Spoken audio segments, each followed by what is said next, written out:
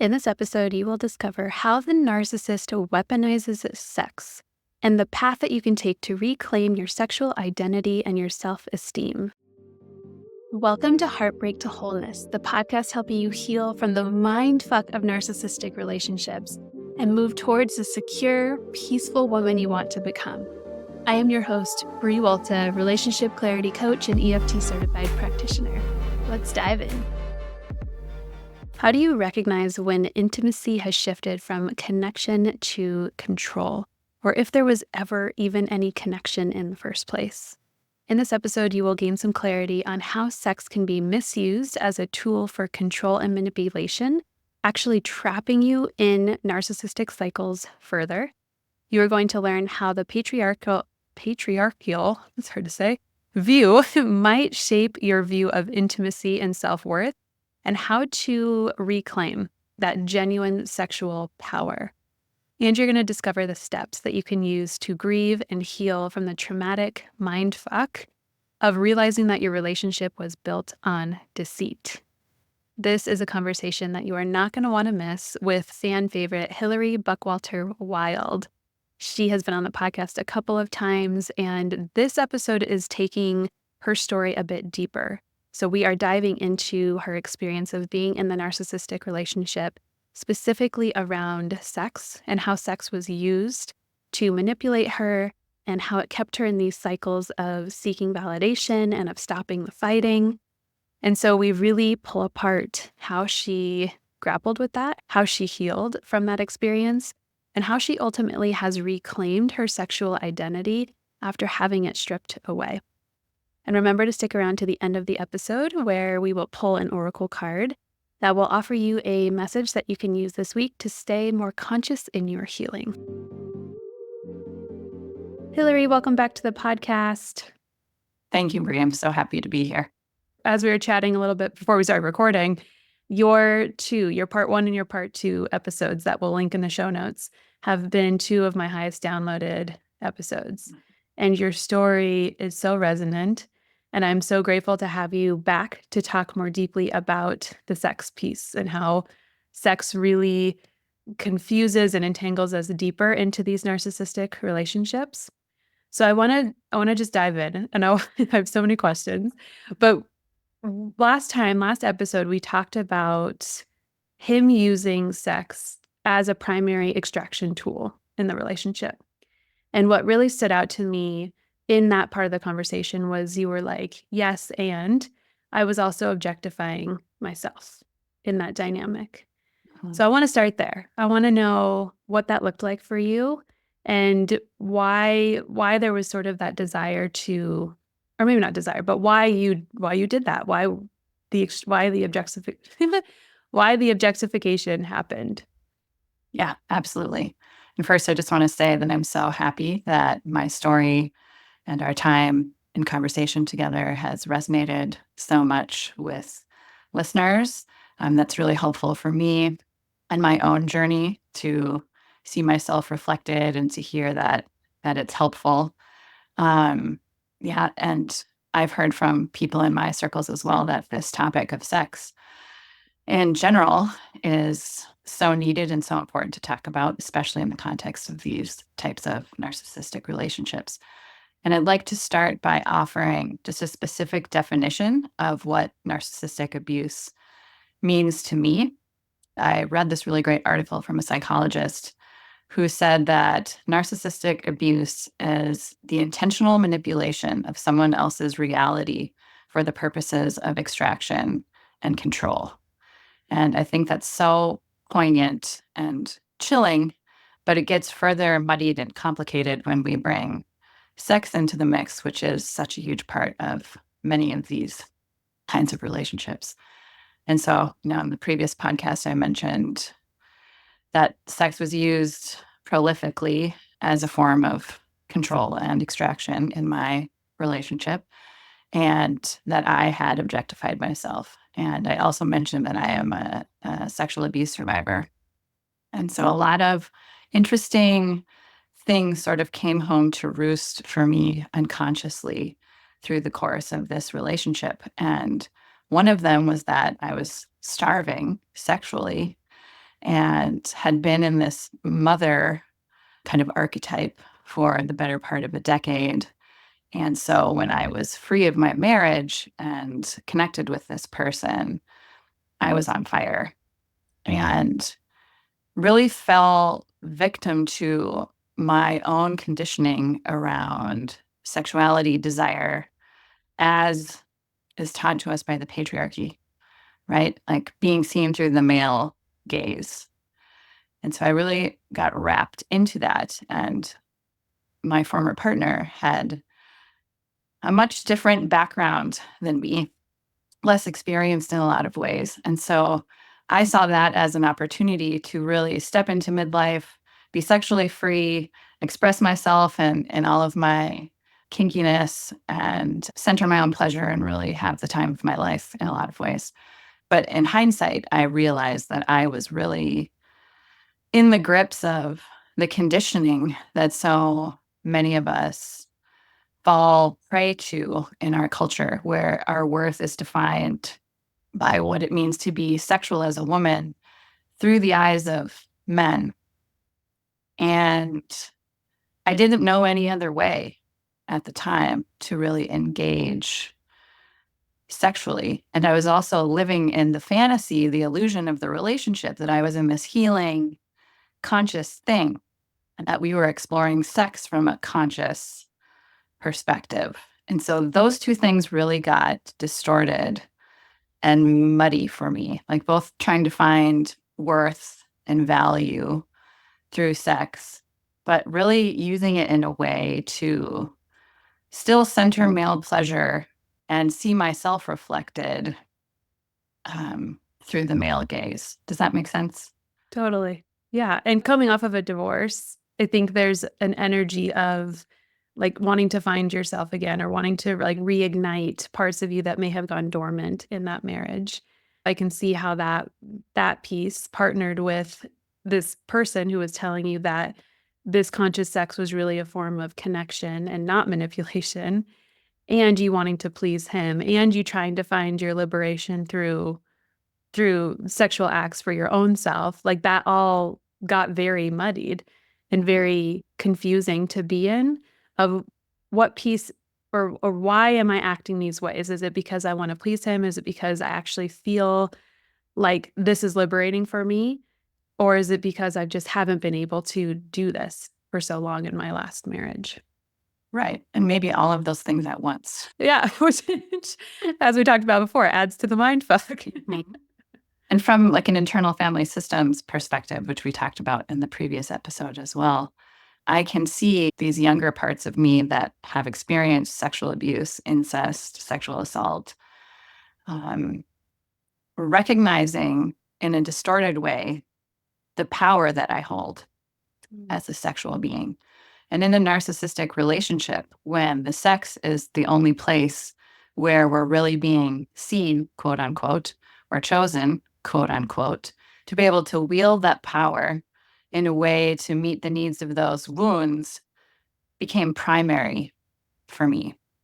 And so that's been a lot to unpack for me through my healing process as well, to the point that now I'm older, I'm wiser, I've healed a lot of that wounding, but I'm not sure that I even know how to approach being sexual at this stage of midlife in a healthy and conscious way outside of that dynamic. It's something I really look forward to exploring, but it feels still very tangled and tenuous.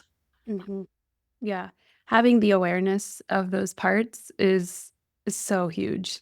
Like the fact that you can even acknowledge that you have those parts of you that were coming forward out of a survival need to get a need met in a maladaptive or unhealthy way, but they learned that that was a way that they got the validation or got the confirmation that they were worthy. And so for you to even have the awareness around that is huge in how you're going to show up in the future in those types of dynamics. Yeah, absolutely. What did that objectification look like? Because when I think about the word objectify, and in my experience, I felt like an object, right? That's to me like the easiest definition of that. It was I was being used for his pleasure despite my own pleasure, or despite how I actually felt about it. And I almost convinced myself, doing the things that he wanted me to do, that I did like it, because on some level I did. I liked receiving the attention and the love, quote unquote, that I felt, like, because we were having a connected dynamic and not fighting. But really, you could have inserted any woman into our sexual relationship, and he would have been doing the same thing. It wasn't because he loved me that he was doing those things. So how do you feel about objectification, or what does that word mean for you? Yeah. I think another part of the mind fuck, right, is that we could have been anybody, as you just said. Yeah. I was just the one who took the bait Yeah. in this case. And so objectification for me looked like lots of lingerie. So caveat, I'm also a Scorpio, and I wholly identify as a Scorpio in all of the ways. I love taboos, sexuality, death, the dark feminine, mushrooms, all of it. And so I was telling myself that I was wielding that sort of energy. But in retrospect, it was through that patriarchal lens again of my body looking a certain way, adorning myself in a certain way, of what I've been conditioned to believe sex is, or what the erotic is. But it was from the male gaze, from that perspective of being centered in the male gaze. What would turn him on? What would entice him? What I could sort of bring him closer to me with, or so it looked like a lot of lingerie. I actually had a section in my closet devoted to that. It also looked like, well, I was in that sex coaching training, which I mentioned in the last podcast. And so it was this weird confluence of things, these parallel lives where it's like I'm being run by unconscious wounding. I'm being run by patriarchal conditioning, centering me in the male gaze. I am being run by what I think sexuality and being desirable look like. But I'm also in a sex coaching program trying to center my own pleasure while dressing up in the lingerie, while making these playlists, while creating these day-long pleasure events for us to entangle ourselves. And so confusing to try to unpack which pieces go where, but certainly felt like an object. And through the healing process, recognize I was an object. I could have been anyone. And that has just been such a constant theme throughout my life as a woman, growing up in my family, growing up in our society, trying to find worth in that space of being centered in the male gaze, largely through my physical presence and what I looked like, trying to fit a particular mold. Yes. Oh my God. I mean, as women, period, regardless of any sexual wounding or otherwise wounding around worthiness or being validated, being a woman in this world, we're living in the bubble of patriarchy. And on some level, even as woke and as feministic and all of the things that we can be, there is deep programming around us being the source of pleasure for men. We're working towards changing that narrative, but we're working with hundreds and hundreds of thousands of years of programming around that, right? So when you talk about this experience of objectification in your past relationship and not knowing necessarily how to engage sexually in a healthy way, what I hear is this checking in with yourself, and all of us to check in with ourselves of, am I wearing this lingerie so that he will think that my body is perfect so that I can check off the box of being good enough for him? Or am I wearing this lingerie because it brings out a sensuality and a confidence in me?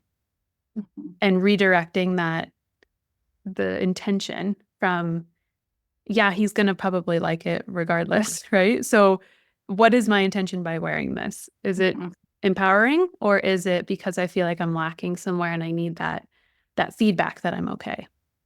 Yes, absolutely. And that's a part of the mind fuck too, right? In these relationships is where we're often being told something, but the actions that are demonstrated don't match. And so I was also tricked into this illusion where I was manipulated into believing that the sex was conscious, that he was doing quote unquote men's work, right? That we were looking at polarity theory together, masculine, feminine dynamics.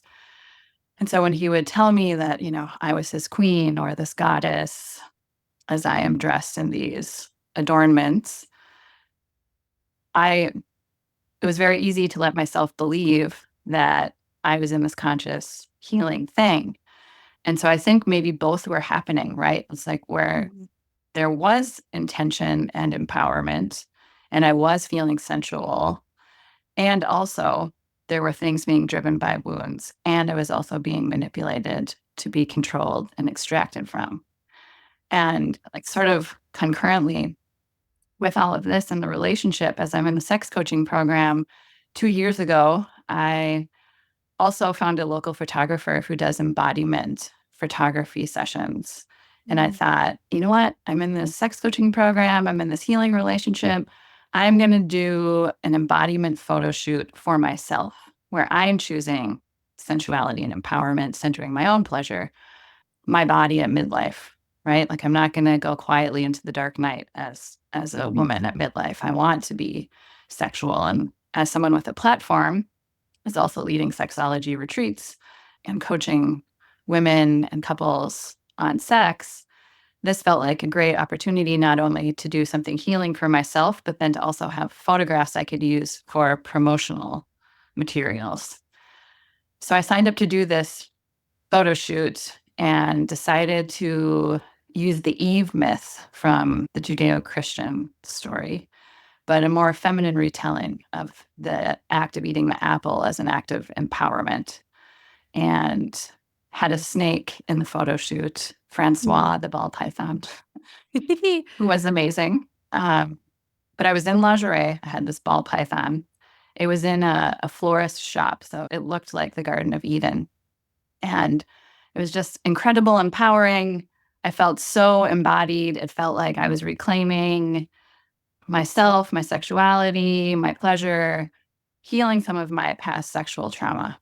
When I first told my former partner that I was doing this photo shoot, he lost his mind because it was outside of the confines of what was being controlled. And I was doing it for myself and centering myself. I didn't realize that fully at the time. I knew it didn't feel good that he wasn't supporting me, but it didn't jive with, you're a queen, you're my goddess. Yeah. We're doing all of these, pleasure weekends together. But the day of the shoot, I actually also happened to be teaching a workshop on sex and psychedelics and how they can be complementary. And so I finished the shoot. I was feeling like $1,000,000. I was like, yes, reclaiming, empowered. He happened to be going to the workshop with me. And he was so upset with me that I had gone through with having the photo shoot that he sat across from me while I taught this workshop and glared at me with this heavy energy like the whole time. And that photo shoot became a bone of contention throughout the entirety of the rest of our relationship because it was this thing I did on my own. It was this thing I did to empower myself. It was this thing I was trying to do to get on the right track with who I was sexually, trying to get out from under the conditioning of being objectified, to center myself and who I am as a sexual being and center my own pleasure. And so again, it's like that mindfuck of these different parallel realities that exist concurrently in these relationships. Yeah. The mindfuck might be the biggest red flag in relationships, right? Right. Whenever you start to feel confused or bewildered or perplexed or whatever word we want to insert there, because the actions are not meeting the words, that is such a moment to get really curious about what's happening in the relationship. So I can imagine for him, to say you're a goddess, you're my queen, to really amplify what you were doing in the bedroom with the adornments and the lingerie and stepping into your sexuality, but then to give you the cold shoulder or to totally write you off and glare at you and punish you when you tried to step out from doing that. those are two very conflicting experiences with the person who is supposed to be loving you and helping you rise in whatever way you're rising, whether that's sexual or professional or in your friendships, or, our partners are there to help us continue to grow and evolve. Yeah, to support us. And so again, like that, I support you. I love you. I'm so proud to be your partner. You're my queen. All these things you're doing in the world, but then the actual demonstrated experience and in our lived daily life was very, very different. And those photos were actually some of the things I mentioned in the previous podcast, that I wasn't allowed to post certain things on social media. I did post one, and then cataclysmic firestorm of silent treatment, yelling and swearing at me, accusing me of getting something out of it from other men. So I took it down, which I deeply regret. And I've been sort of playing with that in my healing process of like, when am I going to unveil these photos again in the way that they were intended to originally be showcased, like for me and my process and my healing. Yeah. What did you do in that sort of confusion place, in recognizing that the actions didn't meet the words? Was that one of the first times that you realized something was not right in the relationship, or was it something that you kind of tried to brush aside and was not really open to seeing at that time? Well, ironically, I always went back to sex as the thing that was going to fix it. Yeah. Right? Because in that place, I felt like I was seeing the essence of him. But what I think I was actually seeing was, like in the myth of Narcissus from Greek mythology, I think he was using me as the reflecting pool, sexually speaking. So he's pleasing me. He's showing up as this particular, man in sex. And he's seeing himself reflected in my gaze, which is feeding his narcissism. Yeah. And so, but I didn't know that. I thought we were really connecting. He was really seeing me. He was really choosing me in those moments. So anytime something went sideways in our relationship, whether it was jealousy, trying to control what I did, he was yelling and swearing, canceling the weddings, whatever, it was always like, well, if we can get into bed and we can co-regulate our nervous systems together, and I can look into his eyes and we can connect and we can make love, and often with the use of a psychedelic or cannabis, we're going to get back on track, because I believed those things were healing. I didn't realize those sorts of medicines don't often have the same effect on people with narcissistic traits. And so he would say all the words in the lovemaking. I'm so sorry. I'm a messy human. He would be much softer. He would actually say the words to me, I see you, I choose you. And so I would feel like, oh, phew, okay, moving on. But then right back into the shit, a couple of days later. Well, then I was like, all right, well, more sex, more adornment, more cannabis, more connection.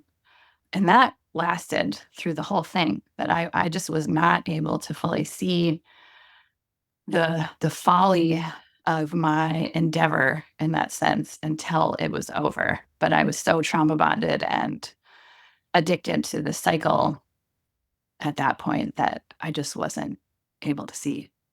Yeah, it's really tough to be in that cycle and recognize that it's a cycle, because it's almost like we're just clawing our way to the next moment where we get to breathe, and then we have sex or do whatever it is that makes them calm down or makes them not angry for that moment, and then we get to breathe.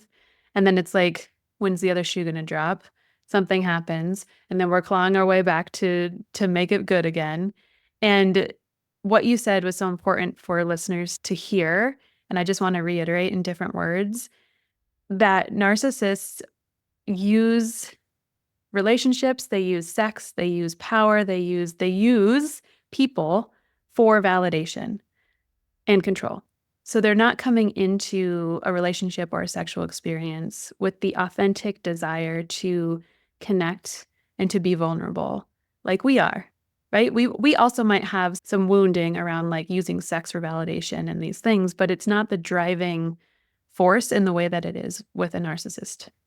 And so for us to try to make sense of the nonsensical, right? It's like we assume that they are coming in with the same intentions that we have, to have this conscious sex exploration, this bonding experience of each other, this deepening of our love, when in reality, they're looking for the validation of, oh, I made her come, or oh, I made her do this. Look how great I am. Right. You are the pool for him in reflecting back. I'm a good lover.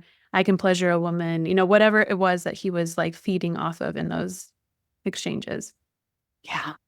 And it's so challenging and difficult to really peel apart the layers of this, because sex is intended to be the sacred, vulnerable, intimate, connective experience. And to go through a relationship like this and believe that that's what's happening, only to discover that it was very one-sided. And that might have been my experience, but that wasn't his experience. And that's so damaging and traumatizing. And another piece of this, as I was in the sex coaching program, was, learning about bodies, learning about physiology, learning about centering my own pleasure. And I also sort of believe that, like, well, my body wouldn't respond to him in this way. Like, I wouldn't be getting wet or having these kinds of orgasms if he was unsafe. So that was also another piece, because I didn't fully understand that our bodies can actually be aroused during abuse. I understand it much differently now. Yeah. But that piece also kept me stuck, because when things would go, sideways, or there would be an event where he would unmask that was particularly awful, and then I was like, well, let's go have sex and fix this. I would tell myself, like, my body wouldn't respond to him in this arousal if he was unsafe. But that's absolutely not true. And so I also want to plant that seed for listeners as well. There's a non-concordance there. Yes. One of the most amazing books around just understanding sex and physiologically is Come As You Are. Have you read that book? Yes. Yeah. And when I read that too, I was like, oh yeah, like you hear this stuff from survivors of sexual abuse, that they feel a lot of shame that they got wet while they were being raped, or while something was happening that they weren't consenting to. And part of it is our bodies just kicking into that, like, here's the lubrication so that we don't get hurt. Right. And it's not always correlated. Like, we can also be very turned on and not be very wet. So, but to come back to the societal messaging and expectations, we are told that if you're wet, then you are turned on by this person, or this person is doing something right. And so I can totally see how that voice, be it a part of you or the society at large, came in and was like, oh, this is the justification for this being a healthy relationship or an okay relationship. And so confusing. Again, the mindfuck of trying to unpack that through the healing process. Yeah. What has helped you start to unpack that, or start to come to terms with the actual reality of what that sex was for you guys? I think time. Initially, as far as the trauma bond and the abuse cycle were concerned, for me, we get addicted to that cycle and it has that physiological impact on our body. Sex was so hooked into that for me, that, like, those highs and lows, that when the relationship ended, I really, really struggled with not having sex as something to anchor to, or to use to regulate myself and bring myself back to a state of calm. And so I started seeing a sex coach pretty quickly when the relationship ended, but it was more desperate. It was like, oh my God, I don't have the drug. How am I supposed to live like this? Because a very wise elder woman had given me the advice that I should be basically single and celibate for 4 seasons to heal my nervous system. And I was really struggling in that space. I've always sort of gone out and found another person and ended up in another relationship. So taking the space, not having the drug that was sex, was excruciating. It was intensely excruciating. But it took a lot of meditation, a lot of patience, a lot of time.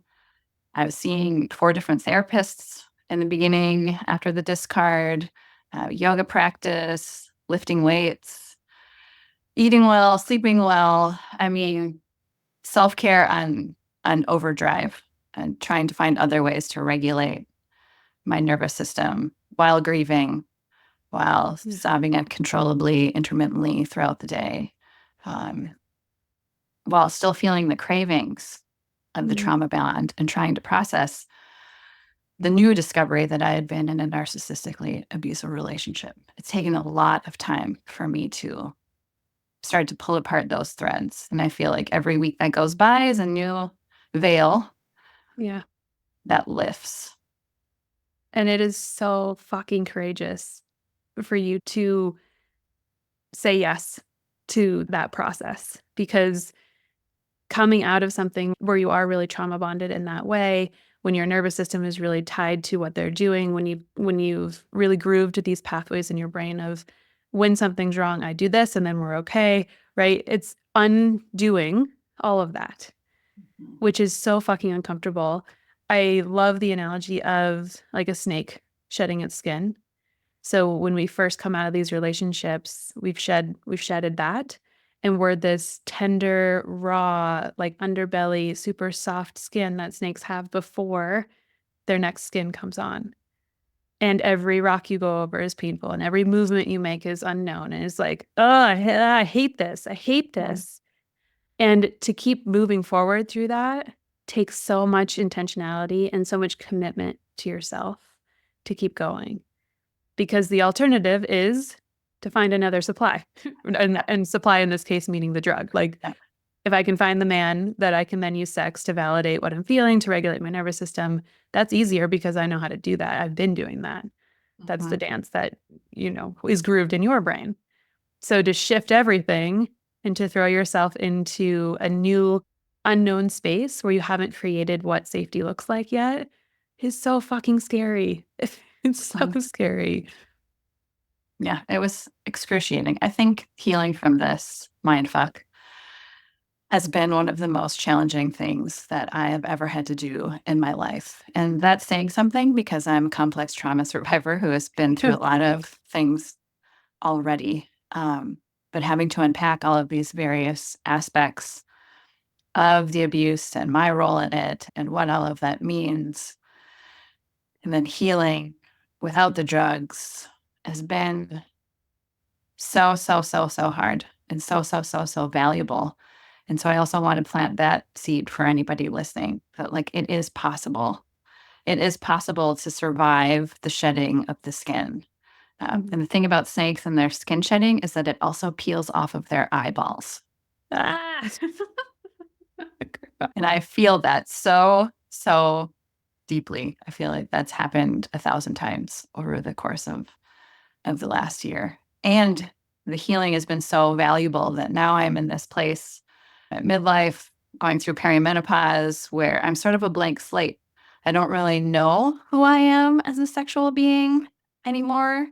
I'm excited to explore that now that I'm living in a more calm, regulated system, centering myself and choosing myself and not seeking all of that external validation about my worthiness anymore.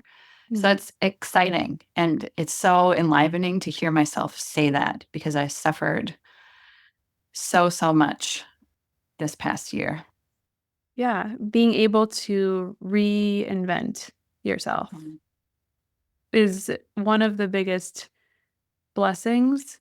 I think when we look back on these types of experiences, people ask me all the time, like, would you do it again? Because I went through a similar burning down, right? And it was like that Phoenix rising experience of everything that I thought I knew about myself and him and the relationship and who I was and how I interacted, and like it all just crumbled. There was no more knowing or understanding what was going on. But from that, I was able to recreate myself first and foremost, find who I actually was, and foster her. And all of these beautiful things have really bloomed from that pile of ashes in my life. So yes, it sucks. Yes, it's painful. Yes, you feel like skin's coming off your eyeballs. And there will be another side where you get to and you're like, oh, I understand why that happened, or I understand now I couldn't have gotten this part of me without letting that other part go. And that is such a beautiful welcoming when we can step into that energy. Yes. And it's also like why the work you're doing and the work I'm doing in the world are so important, because I think we're finally starting to learn to name and recognize like the symptoms and the embodied experience of what it's like to be in these relationships. And we're collectively waking up, which has the potential to heal so much Mhm. generational trauma, conditioning from society, patriarchy, all of these wounds, that we carry around relationships, romance, sex, our bodies, and all of these things. So it's exciting to me. And I'm grateful to you for also modeling what's possible and being a resource for women in the world. It's so important to have those touchstones and those lighthouses out in the world when we're struggling through our own process to make sense of the mindfuck, to have people who can illuminate and help restore clarity. Yeah, we need each other. As much as the world will tell us that women should be pinned against each other and we can't trust each other, that's all deep wounding that we've had as females, I guess. But that doesn't have to be true. And when we can start to lean into other women and their experiences as a guide, as hope, as someone that we can trust with this vulnerable experience of undoing and recreating, there's so much power there. There's so much magic in that connection that we can create with other women. And I'm just endlessly fascinated by how healing from this form of abuse and narcissistic relationships is like a portal Mhm. to empowerment, Mhm. embodiment, to showing up in the Yeah. world in a different way. Yeah. One of the components of my program is a group component for this very reason. So when women are in a space together, sharing what's happening for them in their relationship or in their healing, our defenses are down because we're not like processing in the same way as an individual session. So we're actually able to allow more of that information in and for our neural or mirror neurons to help us connect those experiences. So I just had an experience with my client in my group where she came in obviously like you're not working with me unless you know that something's wrong in the relationship, right? But she's still in a relationship and she knows that at some point she's going to need to leave, but she didn't really recognize until we've been reflecting back to her like that's not an appropriate response in a conversation with somebody who says that they love you, and like being really that reflection point of this isn't how it's supposed to be and this isn't okay and you don't deserve this. And she's really feeling that empowerment now of this is really bad and I'm going to leave. And she's like pushing up her timeline and making things happen. But we don't know if she would have gotten there or would have continued in that same justification cycle that we do when we're alone, when we're isolated in that experience.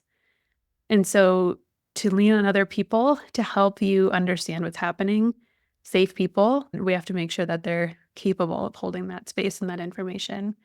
But leaning on other people is so, I mean, it's a necessity to get out of these types of mind fucks because otherwise we're spinning in the tornado of our own brain. Absolutely. Yeah, that affirmation is so critical. Ugh. Any last words that you want to leave the listener with today if they're exploring healing from, sexual trauma, or if they have really had the lights kind of come on around what the sexual dynamic was in their relationship? To be gentle with yourself. Mm. I think this echoes the message I said last time too, is like patience and gentleness. It can be so overwhelming to begin to have those veils start to lift And, to piggyback on what you just said about, your group, finding other people who are having similar experiences and having community where you can see yourself reflected is also really important. Patience and gentleness, primarily. Yes. Compassion, compassion, compassion.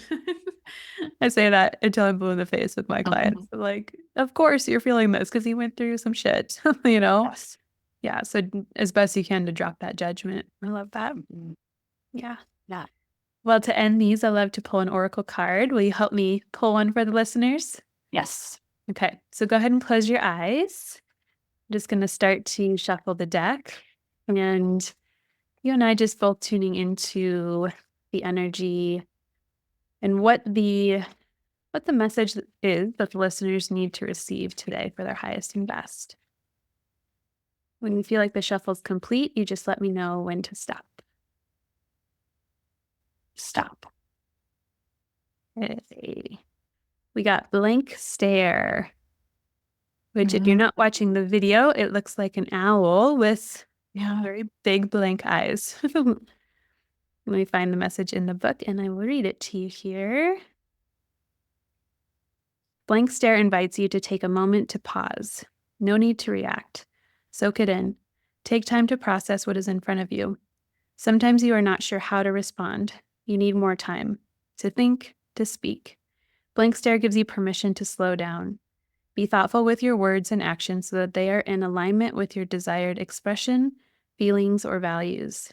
The high-pressure energy of your environment or those close to you may push you to speak or act before you are ready. It's okay to take your time. Take a breath. Gather yourself. Shoot them a blank stare until you are ready to say what you say or do what you do. Beautiful. Perfect. Perfectly aligned with what you just said. Yes. Yeah.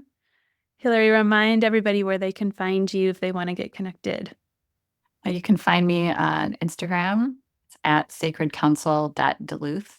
I also have a website, indwellingduluth.com. Perfect. And I'm going to link in the show notes the 2 episodes that you've done before, episode 47 and 48, part 1 and part 2 of your story.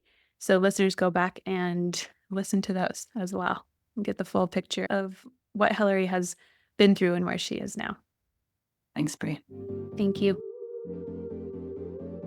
I told you guys this was a good one. I love to do a little recap at the end of these episodes just to really drive home some important points that I want you to take away. So from this episode, you now have more clarity on how sex can be used to manipulate and be really this tool for control in a relationship to keep us stuck in the narcissistic cycle. You also have a better understanding of how to reclaim sexual identity and self-esteem, even while living in a patriarchal culture with messages being bombarded at us constantly, and having moved through a relationship where your sexual identity got contorted. You also have clear steps on how to heal from this traumatic mindfuck of realizing that the relationship you were in was not one that you thought you were in, that the relationship was built on deceit. And Hilary talks about the importance of being with your grief and being in those feelings and detoxing from relationships, detoxing from sex, so that you can really come back into center, reclaim who you are, find who you are as a person, period, and as a sexual person, and then really surrounding yourself with support to aid that process. All of her points were so beautiful and so wise. I hope that this was a little bit of balm for your soul today. And if you enjoyed Hilary and you enjoyed this episode, you're going to want to go back to episode 47 and 48. That is part 1 and part 2 of her story. As always, this podcast is for you and you are not alone. I'll see you in the next episode.